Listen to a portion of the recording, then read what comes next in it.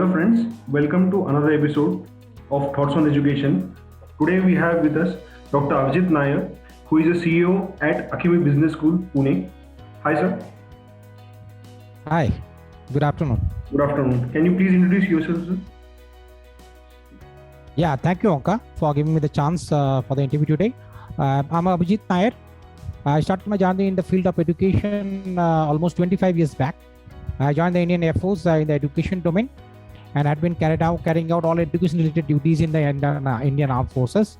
That included right now administration of the colleges and school, as well as teaching to Indian students as well as foreign students. So after a successful stint of 20 years in the armed forces, almost last 5.5 years, almost I am in the corporate education domain. So for the last 1.5 years, I am the CEO of the Akemi Group of Institutes. So my first question to you is, according to you, what makes the education industry the best industry to work in? Sorry, if I can get it, I could not get you. According to? Sir, my first question is, according to you, what makes the education industry the best industry to work in? Yeah, this is a very good question to ask that. See, I am in the education industry for the last 25 years.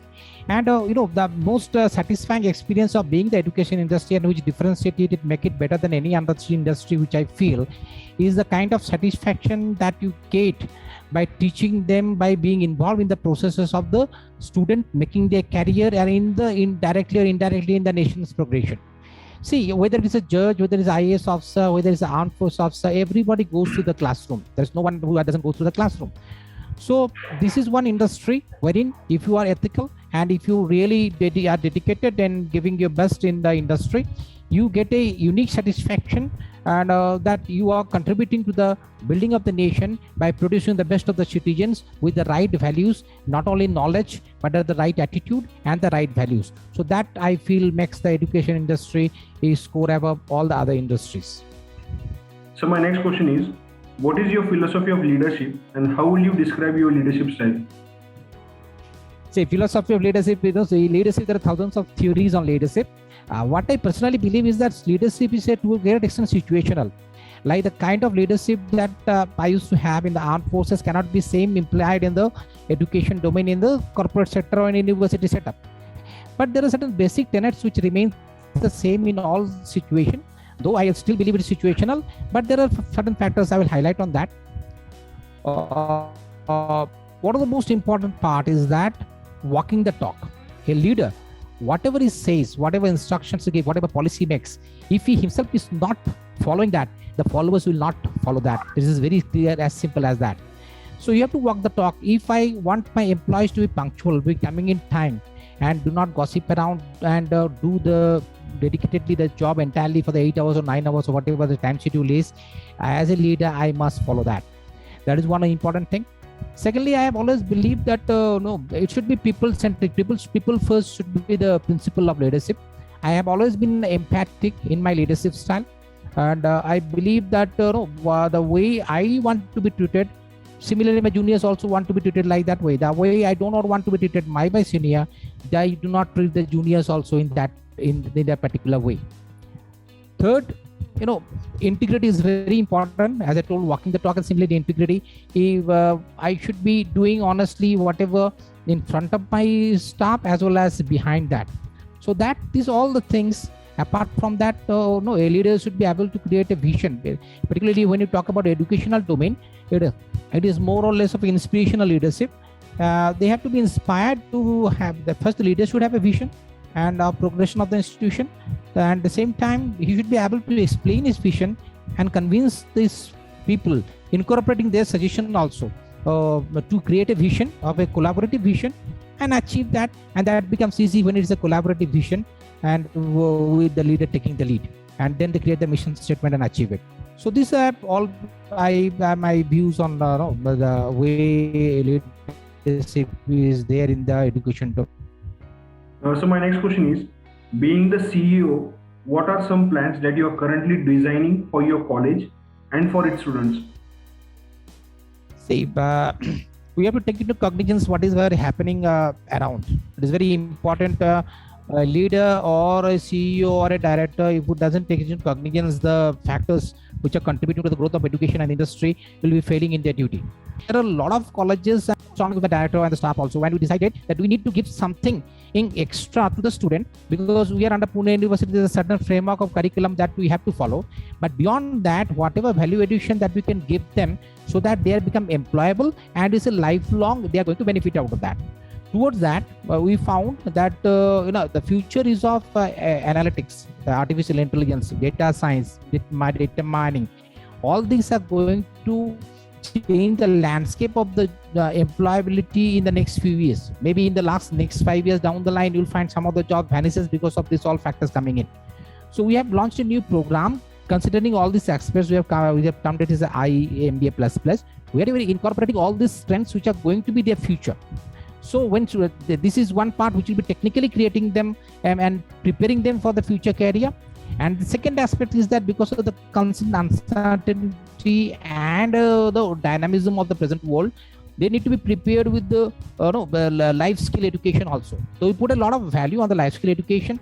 We prepare them to adapt to different situations, which may be in future help them a great if they have to switch from one profession to another entirely new domain, and because of the change in the environment. So the adaptability, if it is not there, even the brilliant most student will fade away. So that is one of the aspects that we are looking into and we look into.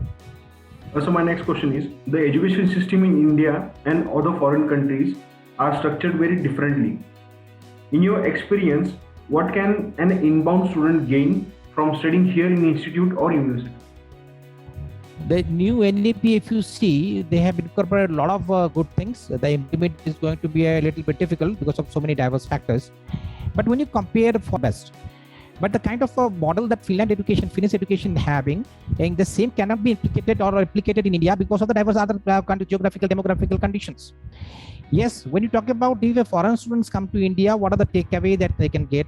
See, Indian education, and if you see the NEP, which has envisaged education to be the way, is it totally in a very idealistic way, incorporating the ancient wisdoms and all. So this will be a great takeaway for any foreign students who are coming to India to get education here, because this kind of rich culture and heritage, very few of the countries have, which India possesses and has the traditional knowledges and all. Earlier, if you see also, Nalanda used to be one of the biggest universities in the world. So with this implementation of NAP and the changes the curriculum and all, they stand to gain a lot of knowledge from the ancient Indian wisdom. So my next question is, will you please throw some light on extracurricular activities conducted at the college? See, extracurricular activities is a very important part in any curriculum. So we do a lot of activities. We take them for an industry trip. If we have a different sessions on debate on important topics, we give them the different projects to work on, to have a hands-on experience on that. And this co-curricular, extracurricular activities are have been embedded in the curriculum itself in such a way that gives them a fire, kindle the fire in them to learn more, to gain more knowledge into different domains and learn all these activities. So we pay a lot of attention on these extracurricular and co-curricular activities. So my next question is, what are the benefits and career options after pursuing different courses from your college in the future? See, we have got MBA, as I told you already, and we have got a 10+2 also from the state board. So obviously after 10+2, they have got a different, they can go for diploma courses, they can go for BSc, BCom, traditional courses, they can go for business analytics, they can appear in the NDA to become a defense officer. There are multiple options are there after 10+2. As far as the MBA is concerned, we have two kinds of MBA. One is that pure Pune University syllabus that we do with some value addition of Six Sigma and life skill education. So after that, they can go as per the specialization. We offer 5 major specialization and 4 minor specialization. So a person who is choosing as per specialization, he can get a job in the particular domain. And we have an excellent placement record all over all these years, and students are placed very high also. in different domains and as per their specialization. And when you talk about this IMBA plus plus, wherein we have integrated data, AI, analytics, data science, and all these things, here the students will obviously get an upper hand, and because the analytical skills obviously will help them in the same way. For example, if it's a marketing domain, but at the same time they got the analytics, all knowledge is there, so they will obviously get an upper hand in getting an employment in a reputed organization or world class organization. So my next question is, like, how is the corona affected the education industry, or has affected throughout the year, we can say? I would say maybe I've been differing from many people. The corona has been, it has created a lot of difficulties for education domain, but at the same time, it has created a lot of positives for the education sector also. See, if you ask me personally, I was not very comfortable with this Zoom and Google Meet and all. Even many of our professors and teachers were not very comfortable with. The students were not comfortable with it. So the technologically, we were not as ahead 2 years back as we are now. So one of the positives, if I see, is that this has given us the challenge, and that how to continue the momentum without losing because of the environmental and factors, by incorporating and learning new ways of teaching. Now, if you see Zoom, or if you pre-primary students, if you ask say LKG students also, they are aware about Zoom and Google Meet and all. Yes, the human touch, the face-to-face value education has its own benefit. That was missed out during the corona.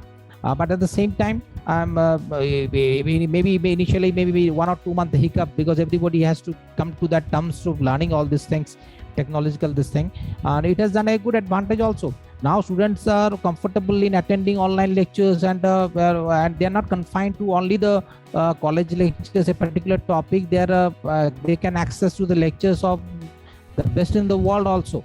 Even the college also has learned during that time also that they can have the best of the faculties for the world and conduct the lectures online for the students. The comfortability has increased in terms of use of this media and online thing. So it is positive. At the same time, as I said, it lost the human touch, was missing the kind of life skill that a student developed being in the campus, that was missing. It is an individual domain, people sitting at home were attending. So these are the flip side of it, but overall it has been a balancing effect. So my next question is, what kind of different training program your college conduct, or what are the opportunities given to the students for completing their dreams or jobs, whatever it is? See, one of the important aspect of it is that is a combination of the normal classroom theory teaching allows the employability training. Towards that, we have a tie-up also with the Expectron, which is sponsored by Microsoft and CRED, who takes care of 3 months of intensive training of the life skill, interview preparations, and every aspects of the job, of preparing their resume, preparing their profile, and everything in terms of that. But prior to that, we also take care of few aspects very seriously, that they are regularly exposed to industry experts. The industry connect is always there. We call industry expert to deliver lectures on important topics and what is happening presently in the industry, so that the haters between whatever is theory, which sometimes certain theories are outdated, the gap is not created much. So they are given a lot of classroom activities, lot of brainstorming activities, is project work, internship. There is a 8 weeks summer internship compulsory. Student, everybody they get paid internship also. We take them to different industry to learn from the hands-on experience from the people there. So these all are included in the curriculum in such a way that there is a holistic development of the child, and not just passing out of the MBA with just the theoretical knowledge of the Pune University syllabus. So my last question to you is, any suggestions you would like to give to the current youth and the aspiring students? Yeah, this very important question is that what I would suggest is that from my experience is that believe in yourself. Don't just follow the crowd psychology. See, there is a pattern we have seen over the years, is that even the parents or the students also, they are going into the IITs or IIMs, or they are getting engineering or medical, then only they are successful, others are not. I am telling you, if you can excel in your field, if it may be history honors, political honors, if you excel in that field, you can have a great career ahead. So what you love when you decide the course that of study, don't go by what his friend is deciding. He has got a different temperament. He has got a different IQ, different EQ. He has got entirely different perspective. So don't go by what your friend is going by. You ask yourself what is your interest, what is your aptitude, and then decide the course, because it is not about passing a particular course which is in demand. It is more about how excellent you are in that particular domain which you are studying. So don't follow the crowd, follow your instinct, and have some psychometric tests done before, if you are not able to decide by yourself that which are the field that you go, that you can get a lot of success. The Three Idiot has been an eye opener, but no, we get influenced, but after with the passage of time we forget that. So that is one important thing. Second is that you need to learn the life skills very seriously. As I told, if there is a 5 years, 7 years down the line, lot of jobs, there is a chance of getting extinct and new jobs coming into place. So if you have good life skill, if you can manage stress, you can have adaptability to adapt to the new circumstances, new courses, new vocations, new jobs, then you will never be you will always be successful. So these 2-3 things I would like the students to keep in mind, and I wish them all the best in their all future educational ventures. Sir, thank you so much for your input, sir. It was very delightful to hear you. Thank you, sir. Thank you, Mr. Onkar.